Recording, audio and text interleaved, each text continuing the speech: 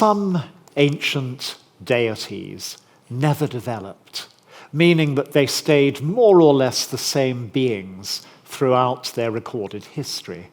Others, however, have biographies, in the sense that they evolve significantly in character and function, and that process can be studied. Some influenced others and contributed to their evolution. What I want to do in this talk is to look at a set of such deities and their relationships with each other. They are a clearly defined group of Mediterranean and Near Eastern goddesses who have, I think, discernible connections with each other. In many ways, their development is like a domino effect from east to west across the ancient world. They also, to varying extents, share the characteristic, counterintuitive to modern sensibilities, and certainly to those of anybody who's been a hippie, of being associated with both love, or at least sex, and war. I shall start the sequence with Inanna, one of the earliest goddesses recorded in Mesopotamia, modern Iraq. By the time that she emerges into literature, in the late 3rd century BC or BCE, she is already a complex figure with a long development behind her. Scholars like Thorkild Jacobsen have proposed that the goddess we meet at this time is a composite of different qualities which derive from different earlier periods. They can thus be distinguished like the layers of development and the layers of deposit on an archaeological site. This is probably true, and the following sequence of development has been proposed for Inanna. She seems to begin as the goddess who protected the agricultural storehouse. She's a barn goddess. That would make her immediately a major deity to the communities of ancient Sumer, the farmlands of southern Mesopotamia, which depended on the produce of agriculture to survive. Its continued preservation between seed and harvest and consumption was therefore a vital phase in the economic process. It deserved an appropriately important patroness, and Inanna got the job. This original function of hers was underlined by marrying her to Dumuzi, the local god responsible for the fertility of the farmlands. In other words, Dumuzi generated the farm produce, and Inanna then looked after it. The perfect divine economic partnership. The first religious rites to them seem to have been dedicated to thanking them for their bounty and encouraging them to provide more and better. This provision became the more important during the 4th millennium BCE, as cities grew up on the rich produce of the Sumerian plain, and their increasing populations needed to be fed. One of the most famous of the ceremonies to encourage it, which survived into the historical record, was that in which the king of a Sumerian city symbolically married the goddess. A text has survived from the city of Nippur, celebrating the union of Inanna and Dumuzi, which may have been part of that ritual. It consists of a dialogue between goddess and god, and has a delightfully frank sexuality, or at least it's delightful if you like frank sexuality. In it, Inanna describes her body's barge of heaven, crescent-shaped like the new moon, her untilled plot of land, long left fallow in the desert, her duck field, thick with birds, her hillock land, so verdant, her lovely farmland banked around. She calls on Dumuzi to put his plough to her well-watered lowlands.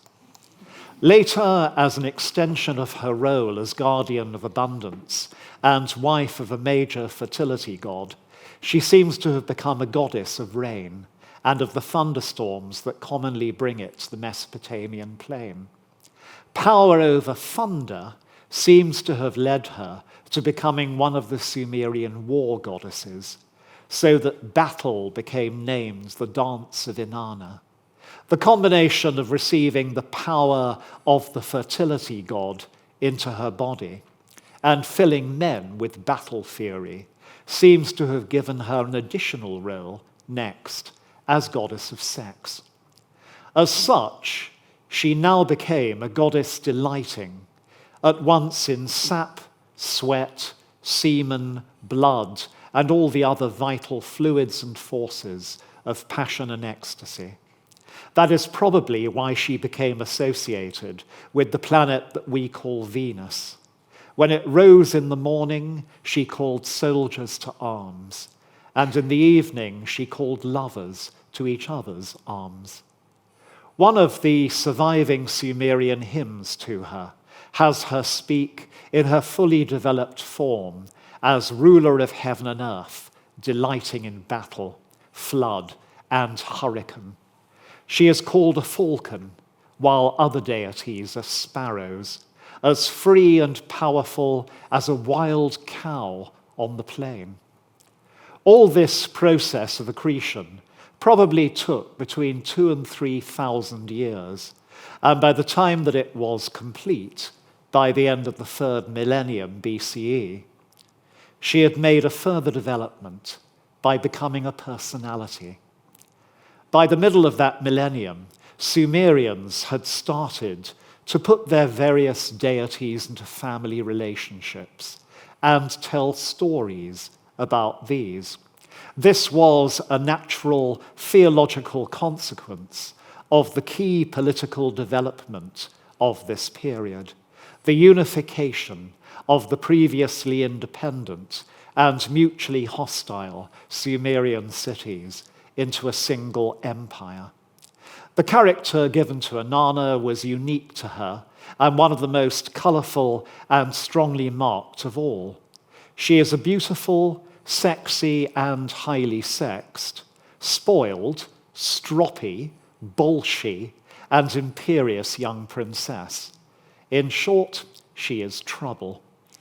She appears in stories in all the roles which a woman is capable of taking, except those which involve stability and duty.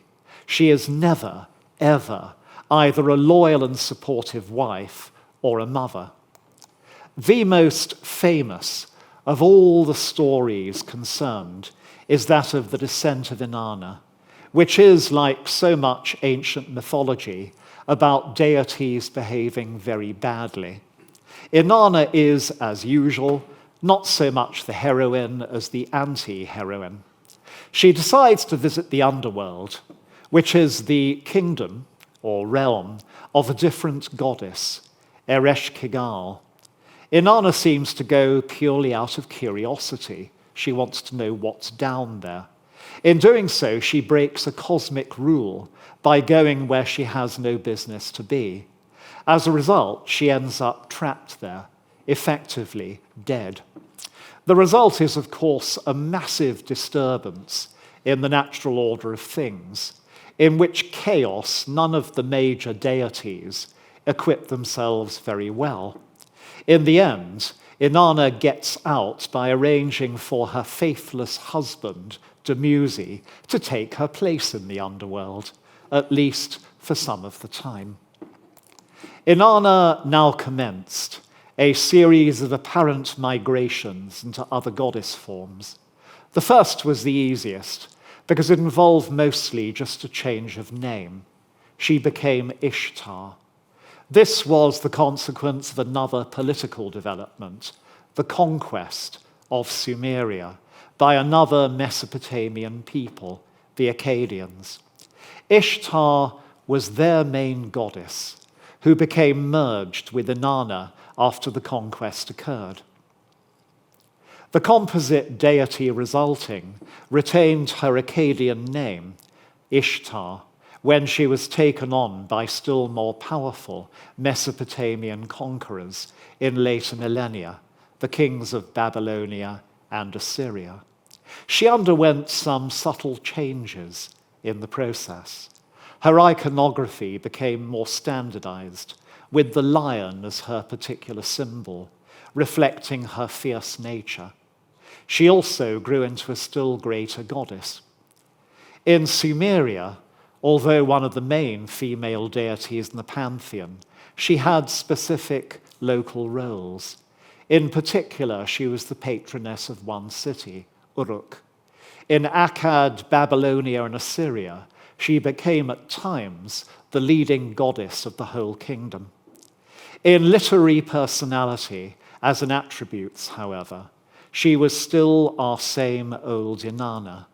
Indeed, Akkadian translations of Sumerian stories just changed her name to Ishtar and nothing else.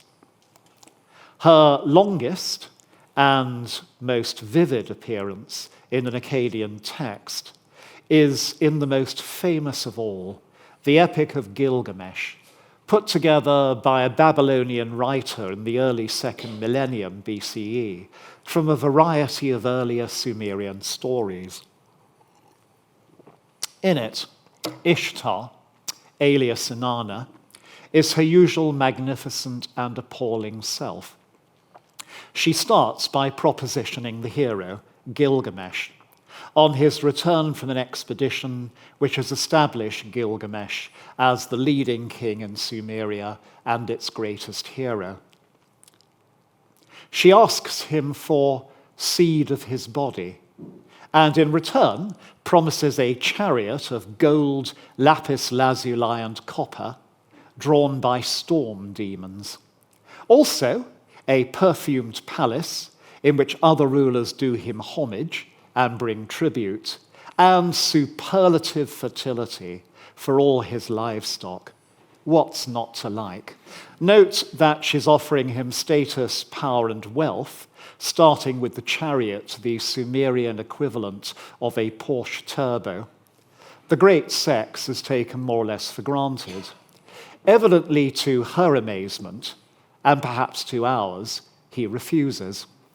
He itemizes in insulting detail the way in which she's disposed of all her previous husbands, including Dumuzi, as soon as they bored or displeased her. The reaction of glorious Ishtar to this is to fly into a bitter rage and run straight to her parents to ask for vengeance on Gilgamesh. Daddy unhelpfully points out that everything the hero has said about her was in fact perfectly correct. Ishtar cheerfully admits that her conduct has consisted of abominable behavior and tainted acts. Her point is that that's irrelevant, because mortals shouldn't insult a goddess, no matter how obnoxious she happens to be at times.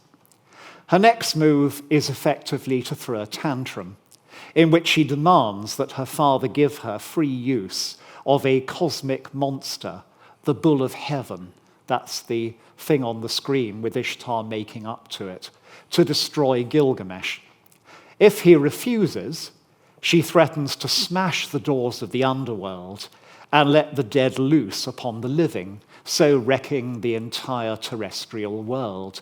Boy, is this a hissy fit.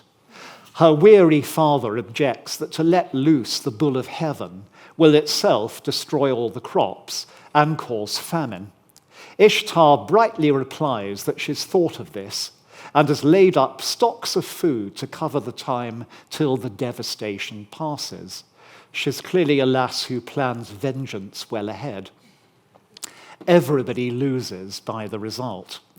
Gilgamesh and his best friend succeed in killing the great bull and thwarting Ishtar yet again, but the friend dies as a result and rips out the emotional center from the hero's life. The Epic of Gilgamesh is basically a buddy movie gone wrong. Ishtar does not, however, function in Mesopotamian literature merely as a gorgeous superbrat, a kind of ancient forerunner of Joan Collins or Madonna.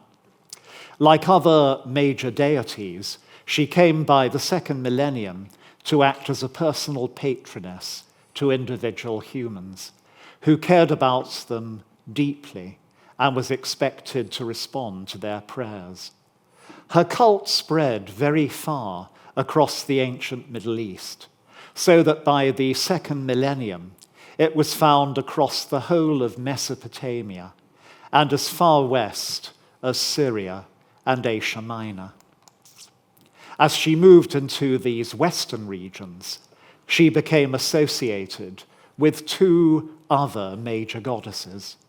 One had a very similar name, Ishtar, and was effectively the same being, with the same mythology. She also kept the same husband, Dumuzi, now called Tammuz, with the story of their descent into the underworld. In these western lands, where the seasons were more strongly marked, that story became more straightforwardly an explanation for summer and winter. It was the Near Eastern equivalent to the Greek myth of Persephone, and perhaps part of the inspiration for it.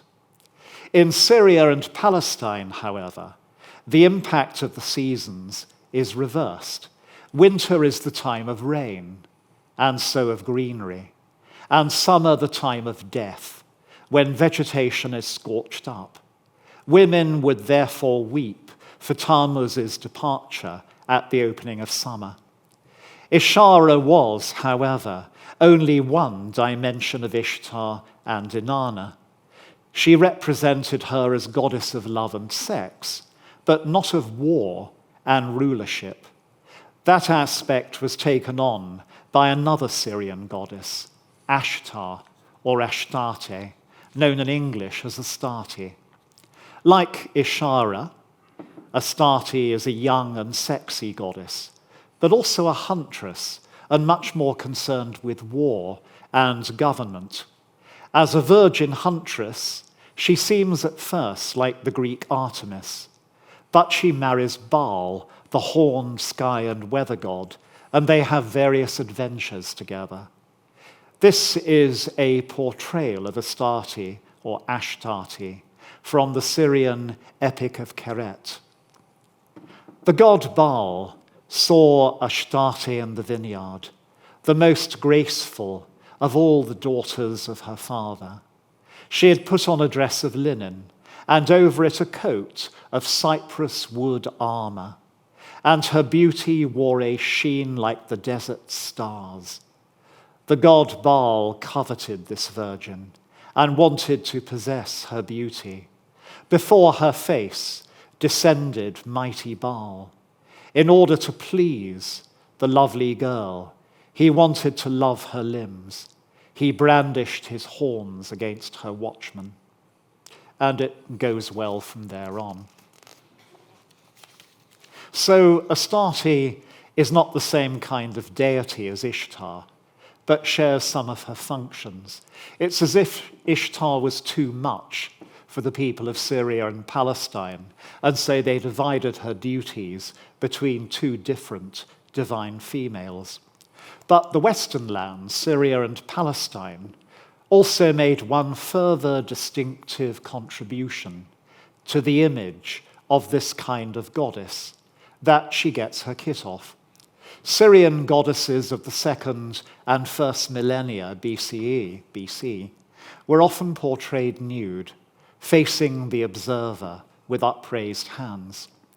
Mesopotamian goddesses had traditionally been depicted robed in art. In this later period, however, the Syrian style of nude icons made an appearance there as well.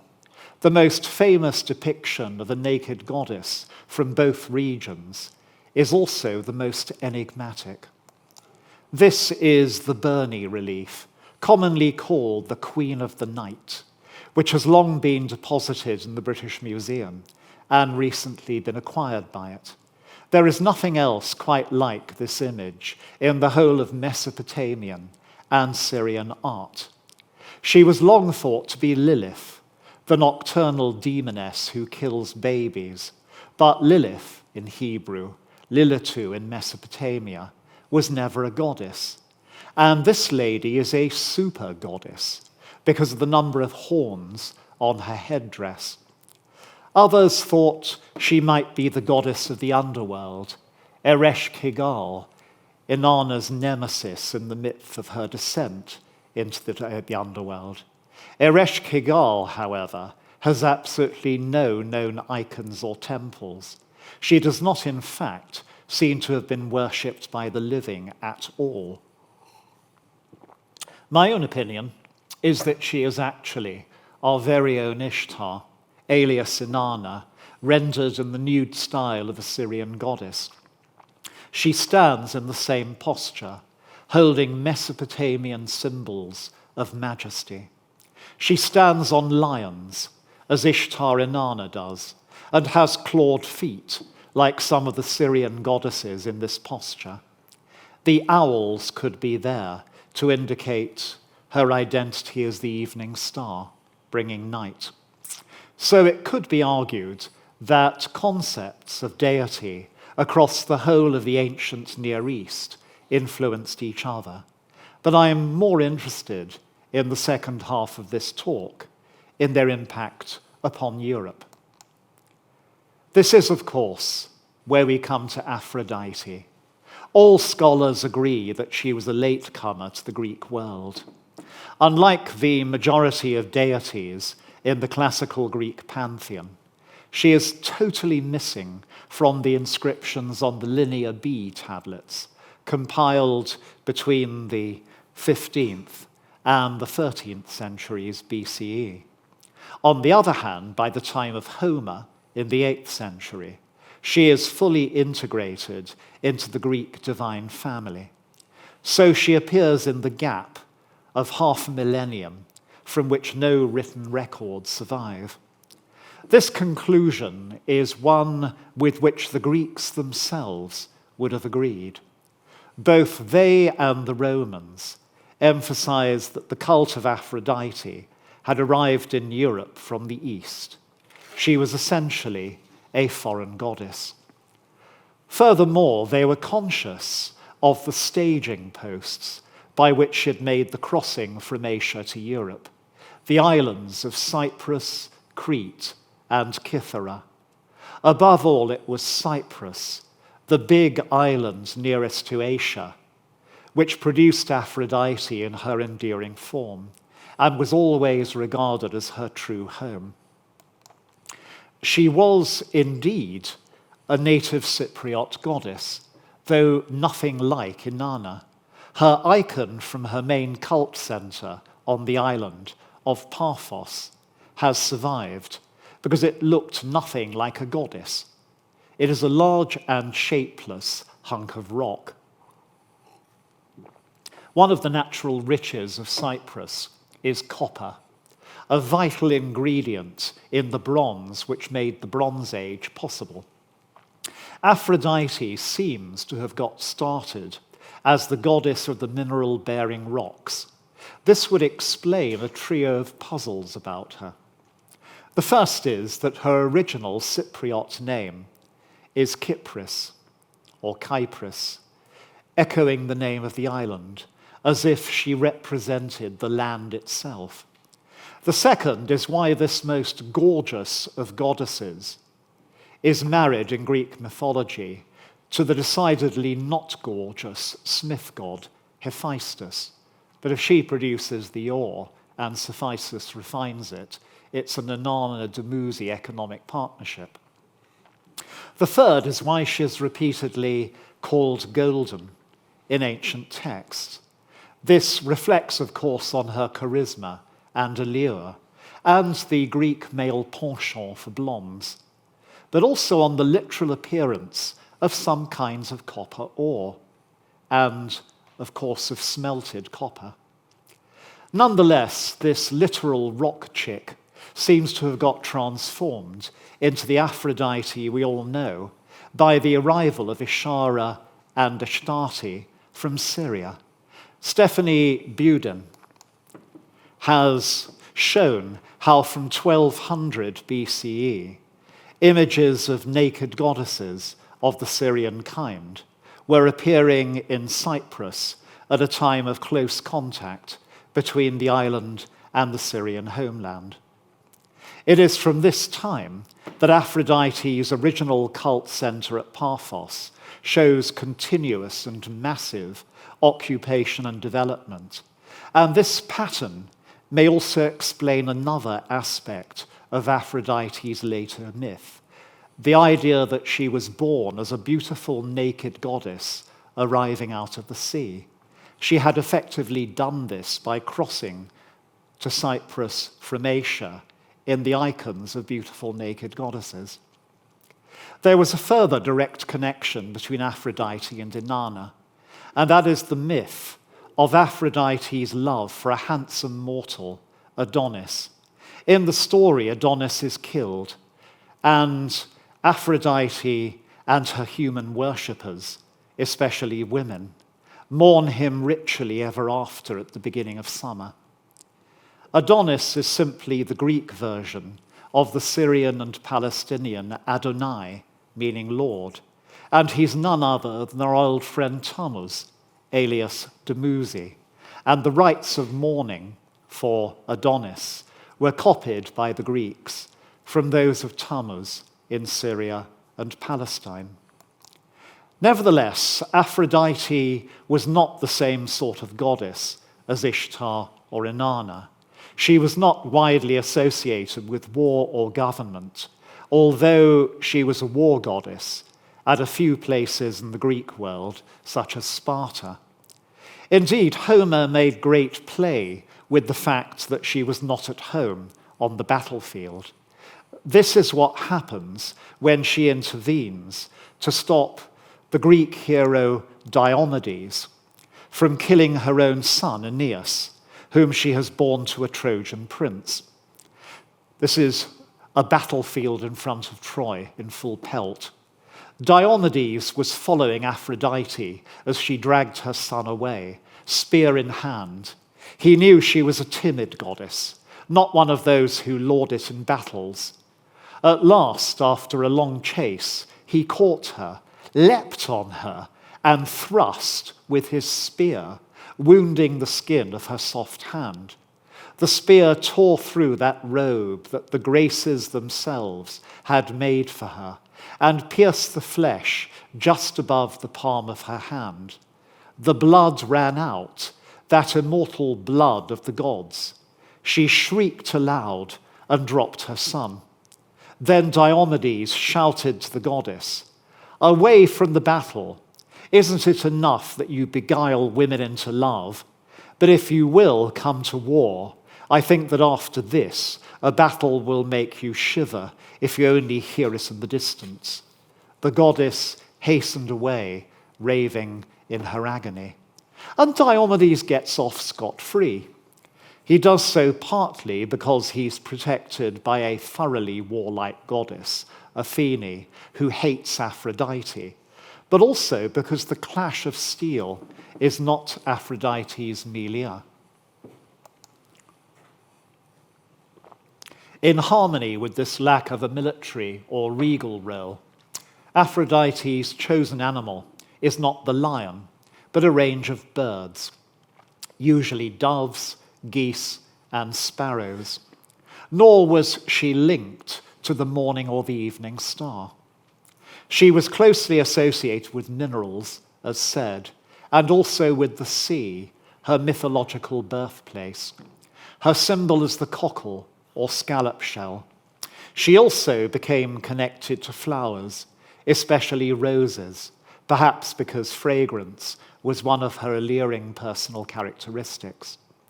She was, above all, the deity of sexuality and love, thereby representing half of Inanna's attributes. The Greek word aphrodisia simply means to make love. She is not a mother goddess or much concerned with human or animal fertility. Her province is simply the power of love and the joy of sex. Here's the Homeric hymn to her, or a bit of it. Muses, relate to me the works of golden-throned Aphrodite of Cyprus, who in deities stirs up sweet desire, and who subdues the race of mortal men, and airborne birds, and all wild creatures, and as many beasts as farmland rears, and also the sea. The grey wolves and bright-eyed lions fawn over her. Bears and nimble leopards, hungry for game, approach her, and seeing these, she is delighted, and casts desire into their breasts. Through her they all choose mates, and lie in pairs within soft shadows.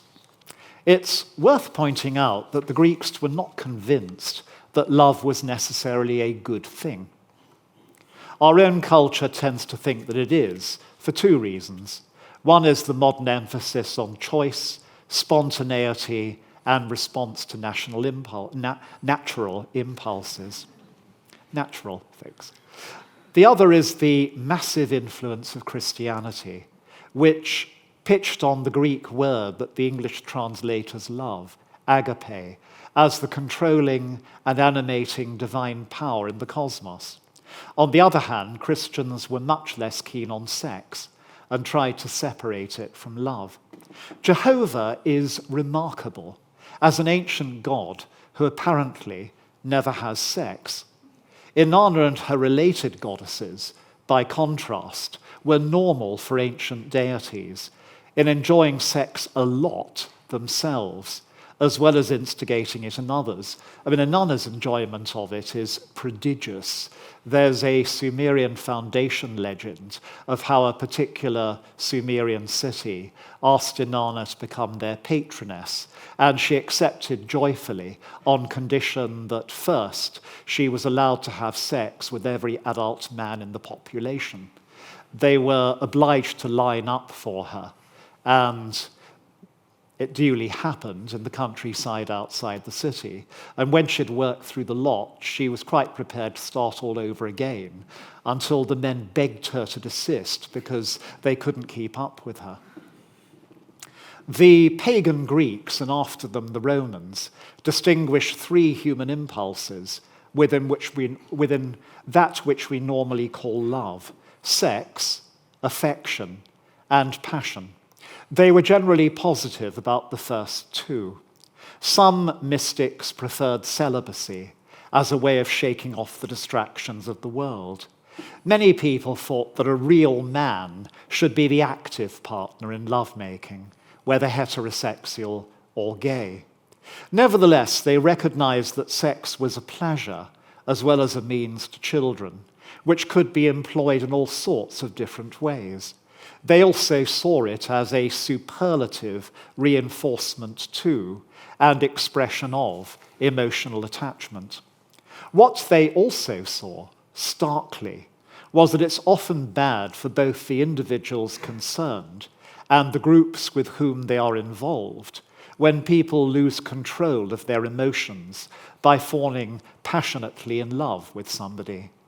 They admitted, moreover, that this was something which could occur without warning. And it was irresistible by the most sensible of people. That's why Aphrodite, like Inanna and her sister, or daughter goddesses, was scary. One of Aphrodite's titles was merciless.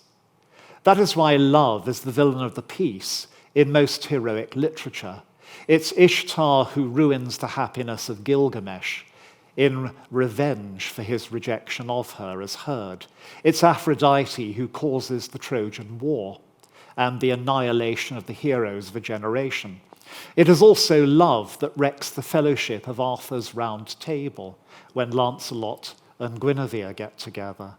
And it wrecks the Irish Fianna of Finn McCool when Grania and Diomed get together. And it turns King Mark against his nephew Tristan. To the Greeks, eros, passionate, infatuated love, was simply the most frightening force in the world next to Thanatos, death. It was awe-inspiring in the way in which a thunderstorm or an avalanche is awe-inspiring. Here's the playwright Sophocles on Aphrodite. Aphrodite is immortal life. She is raving madness. She is unmixed desire. She is lamentation. In her is all activity, all tranquility, all that leads to violence. For she sinks into the vitals of all that have life. Who is not greedy for that goddess? She enters into the swimming race of fishes.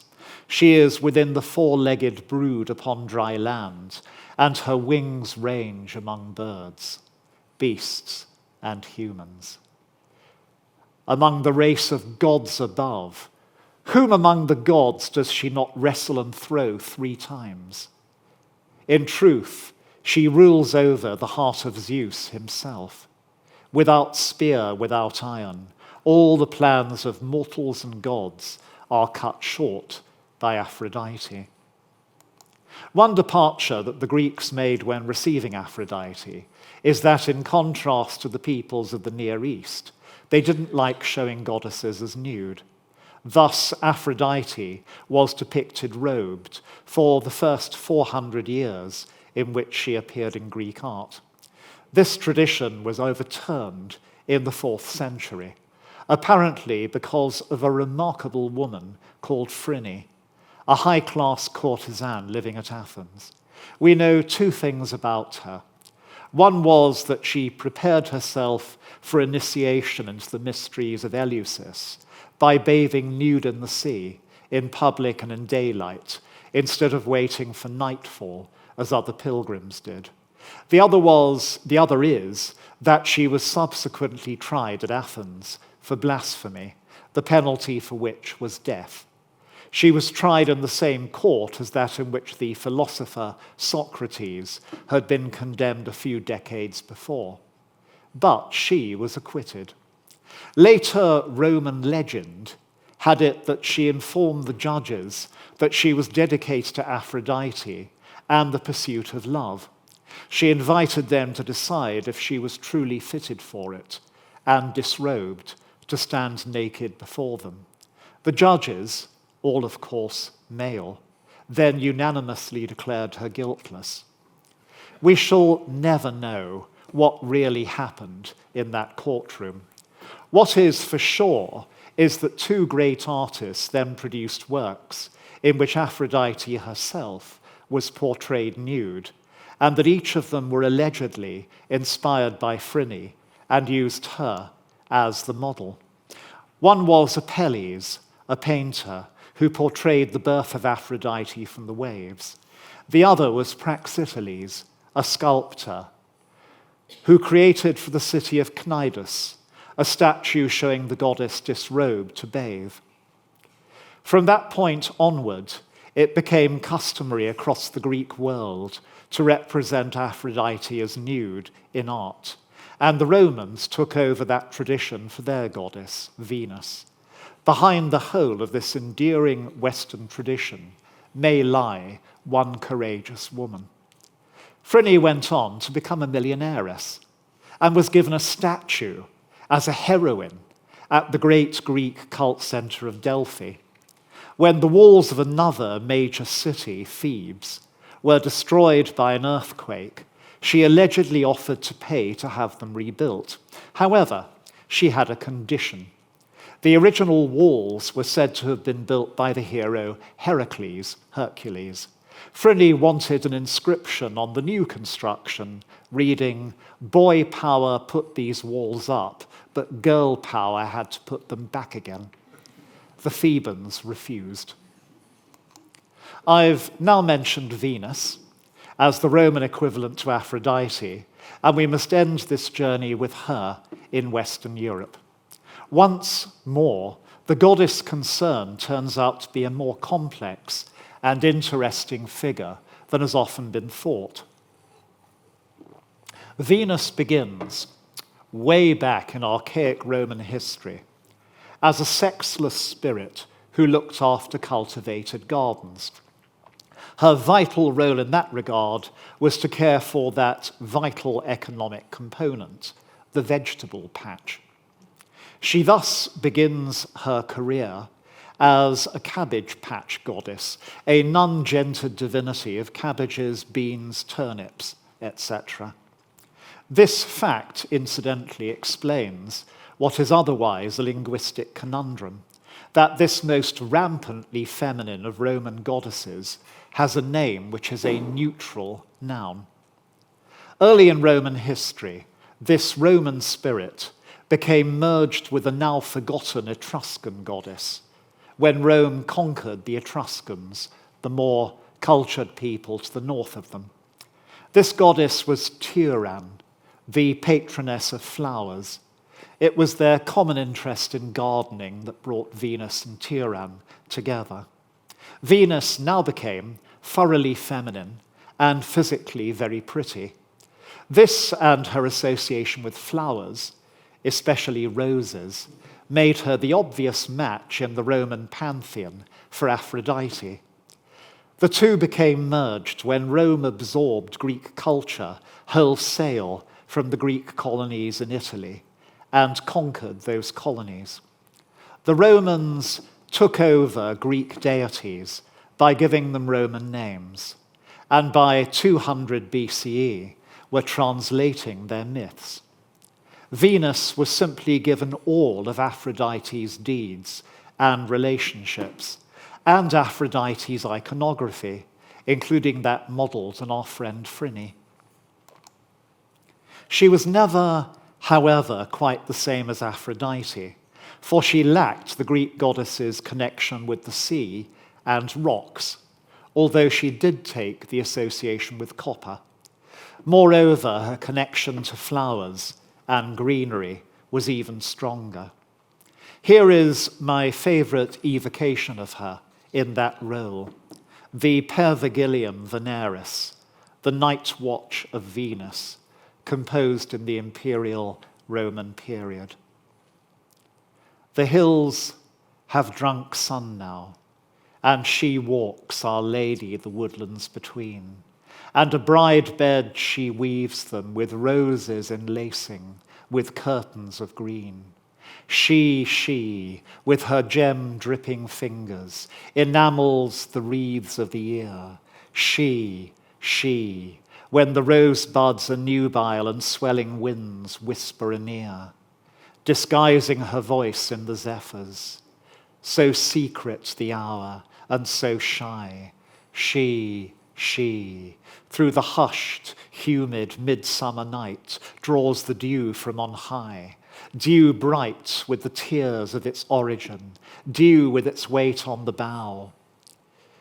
Misdoubting and clinging and trembling, now must it fall, it is now. Star-flecked on the stem of the briar, as it gathers and falters and flows, and its trail runs a ripple of fire on the bud that it bids be a rose.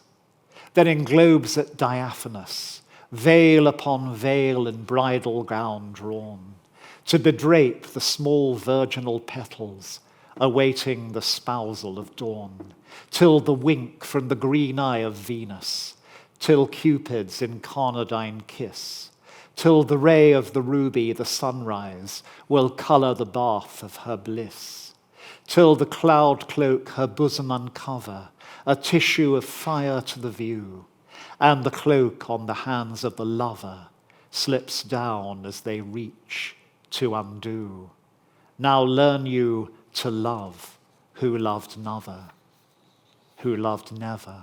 Now you who have loved, love anew. Moreover, unlike Aphrodite, Venus continued to develop in the late antique period. In particular, during the first half of the final century BCE, her image took a quantum leap. She suddenly became a goddess of war, as well as of love, presiding over life and death. She also became associated with the planet, which has ever after borne her name in the Western world, Inanna's planet, Venus. What had seemingly happened was the Roman Empire had reached the Near East, and so connected with the worship of Ishtar, alias Inanna, and goddesses influenced by her, which had now been conducted there for thousands of years. The Romans were so impressed that they gave their natures and powers as well to Venus. In doing so, she absorbed and reproduced virtually all the associations of Inanna thousands of years before. And so Venus is the last and greatest of Inanna's daughters. As a result, by the imperial Roman period, her worship was divided into four aspects, extending in festival terms across the season of flowers. Extending from April to August. First, she was honored as Venus obsequens, the easy giver, provider of the pleasures of life, and especially of the body. Then, she was celebrated as Venus genetrix, the animating force of vegetation, and especially of flowers. Next, she became Venus victrix, the mistress of life and death, and giver of victory in war.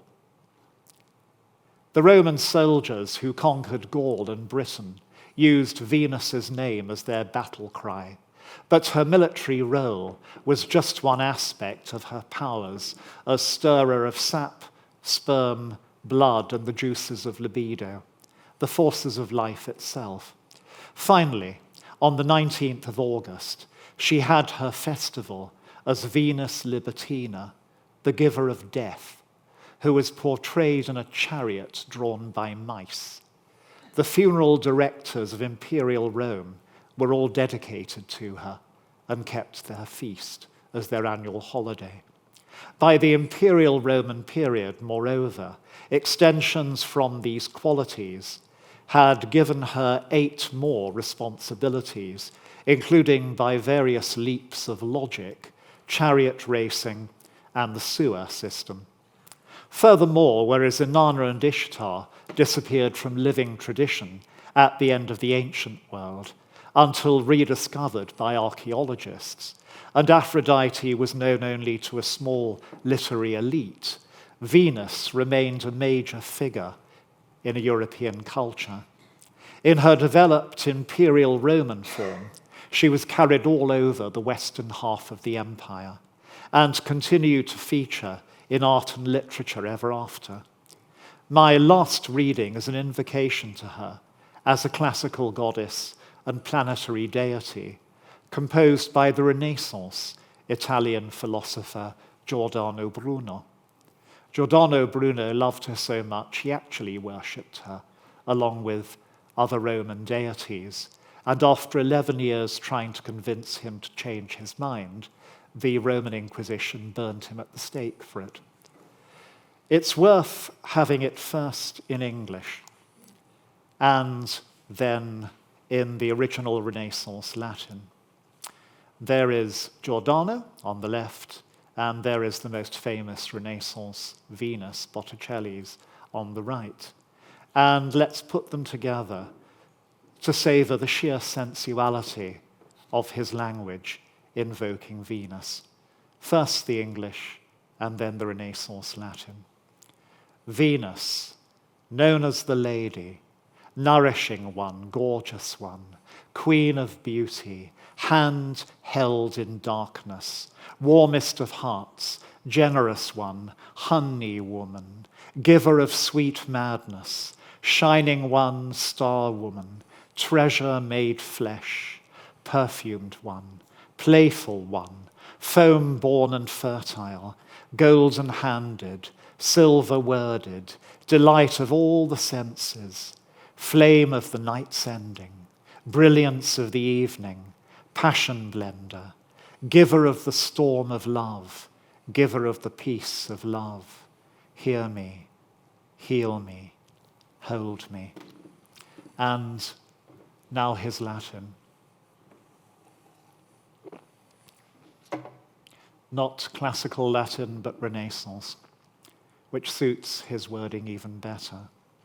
Venus, vacatur domina, alma, formosa, pulcherrima, amica, benvola, gratiosa, dulcis amena candida sideria, dionea olens, jocosa, Afrogenia, fecundia, larga beneficia, placida, deliciosa, ingeniosa, ignita, conciliatris maxima, amorum domina, sane me, audie me, ame me.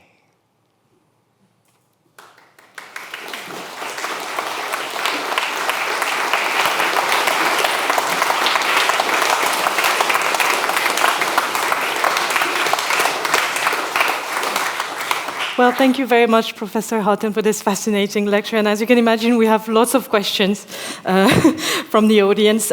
First, a person that is interested in the iconography that you've shown at the beginning of the presentation, and particularly the symbolism that seems to carry on of the motif of the lion and the clawed feet.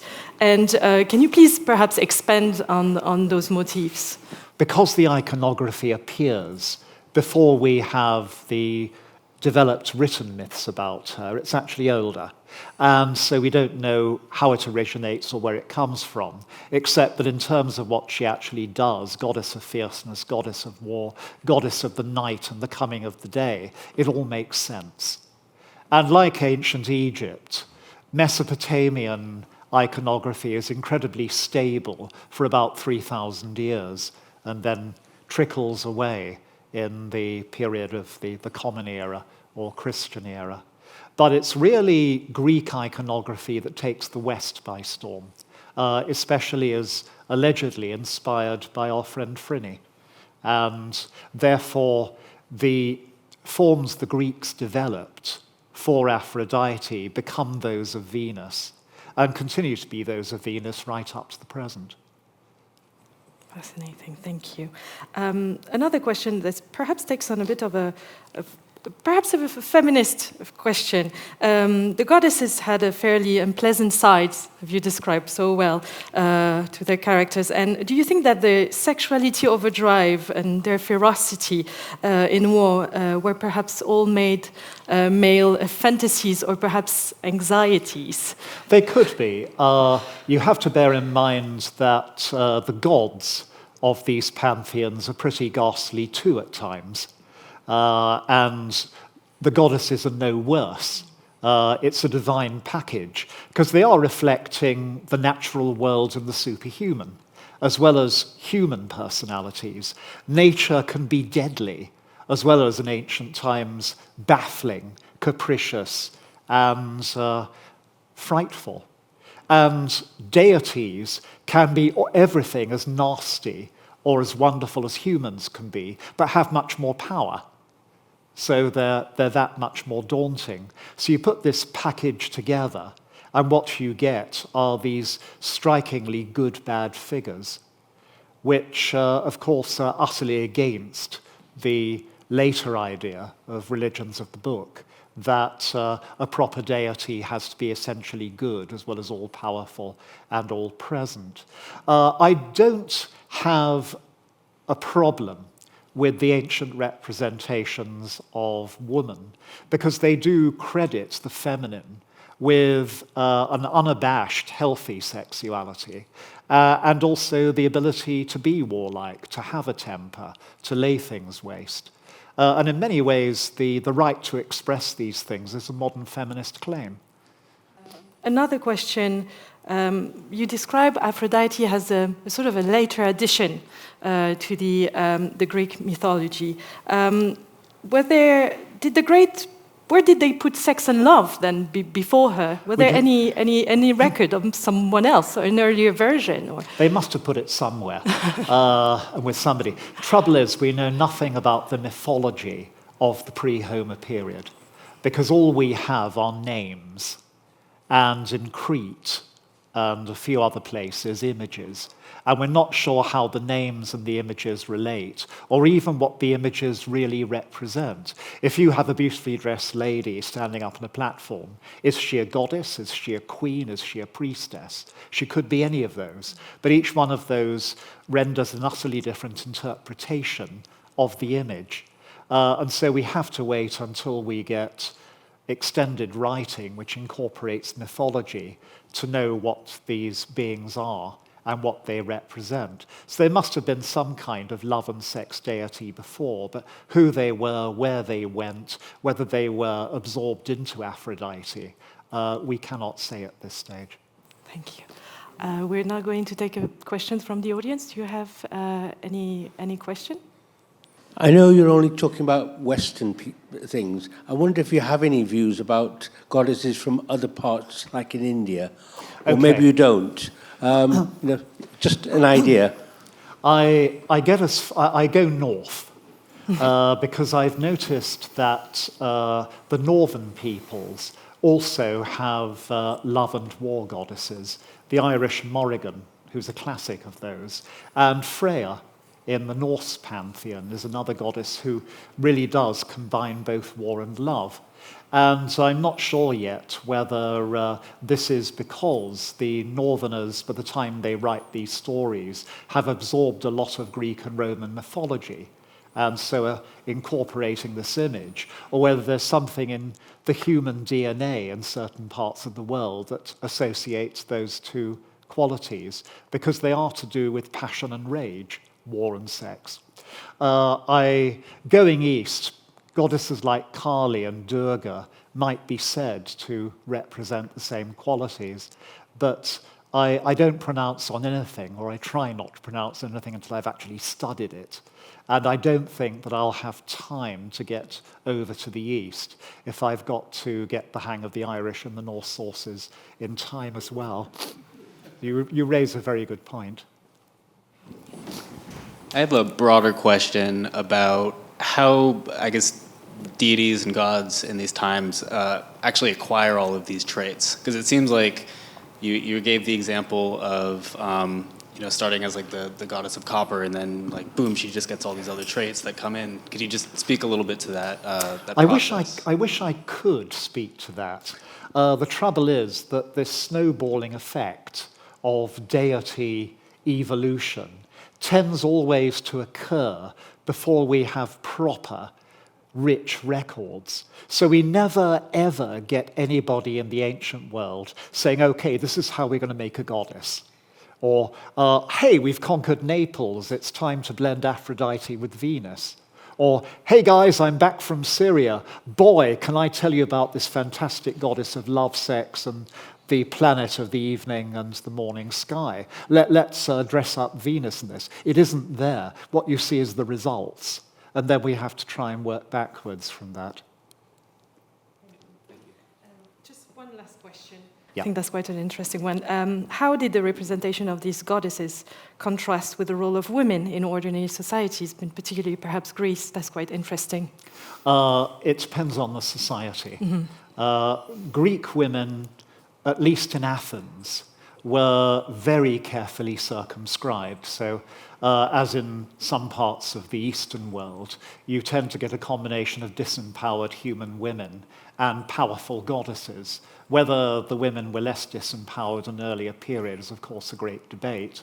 There's a huge argument about the status of women in the ancient Near East. I just read through another very good book on this, showing how controversial it is. At the very least, you can say that ancient Near Eastern peoples, particularly in Mesopotamia, and Egypt, tend to invest women with an acknowledgement of their power as personalities, the power of their sexuality, and their right to decide what they do with it, and a sense of their presence as essential figures on the world stage. But the ancient Near East is still full of testosterone-overladen guys with amazing beards or Egyptian headdresses, shooting lions or humans from chariots and trampling vast fields of enemies. So it's a very butch lot of societies. Well, on that note, thank you very much, Professor Hutton, for this fantastic lecture.